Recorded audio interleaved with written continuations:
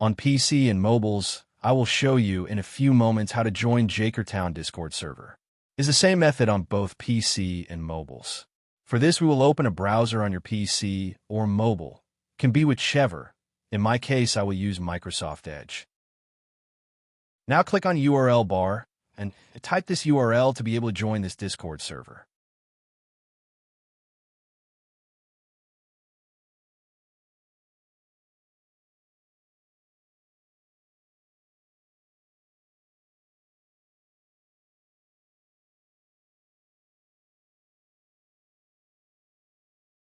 Doing this will automatically start your Discord application if you have it installed.